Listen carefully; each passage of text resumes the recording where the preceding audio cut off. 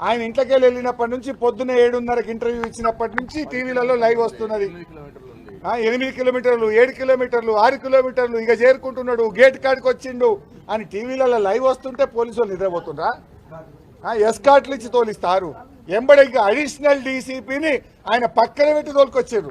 ఏంది బిడ్డ దాడి చేయమని ఓ ఏసీపీని, ఓ అడిషనల్ డీసీపీని ఎస్కాట్ పెట్టి దాడి చేపిస్తారు కౌశిక్ రెడ్డి మీద. మీరే సాక్ష్యం కదా, మీరే చెప్పింది కదా. ఇగో 10 కిలోమీటర్లు సిగ్నల్ దాటిండు, 5 కిలోమీటర్లు, 4 కిలోమీటర్లు వచ్చే, అర్ధ గంటలు వచ్చే, పావు గంటలు వచ్చే, గేట్ కాడికి చేరుకునే, లోపలికి వాయే. ఇవన్నీ చూస్తలేదా పోలీసు వాళ్ళు?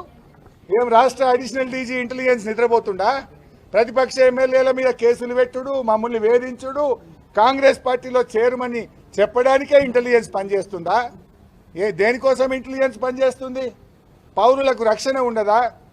ఈడికి వస్తే కూడా గమ్మత్తున్నది. ఎమ్మెల్యేల కార్లు గేట్ కాడ ఆపుతారట. మమ్మల్ని ఆడికెళ్ళి నడుస్తాం, మాకేం అభ్యంతరం లేదు అంటే ఇదంతా ముఖ్యమంత్రి డైరెక్షన్లో జరిగింది, రేవంత్ రెడ్డి డైరెక్షన్లో జరిగింది. పాపం పోలీసులు ఏం చేస్తారు?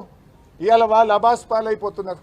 సైబరాబాద్ పోలీసులు అంటే ఒక ఇమేజ్ ఉండే ఈ దేశంలో, దానికి గౌరవం పోయింది. ఇవాళ సైబరాబాద్ పోలీసుల మీద నమ్మకం పోయింది. ఈరోజు ఇదంతా రేవంత్ రెడ్డి ఈ రాష్ట్రాన్ని భ్రష్టు పట్టిస్తా ఉన్నాడు, ఈ రాష్ట్రానికి పెట్టుబడులు రాకుండా చేస్తున్నాడు, హైదరాబాద్ ప్రతిష్ట దెబ్బతీస్తున్నాడు రేవంత్ రెడ్డి. ఇది చాలా బ్యాడ్ డే, ఇది దుర్మార్గమైనటువంటి విషయం. దీన్ని వదిలిపెట్టాం. రేపు అసెంబ్లీలో పట్టుబడతాం, హైకోర్టుకు వెళ్తాం, కేంద్ర హోంశాఖకు వెళ్తాం, సిబిఐ విచారణ జరిగేదాకా పట్టుబడతాం, దోషులను శిక్షించేదాకా వెంటబడతాం.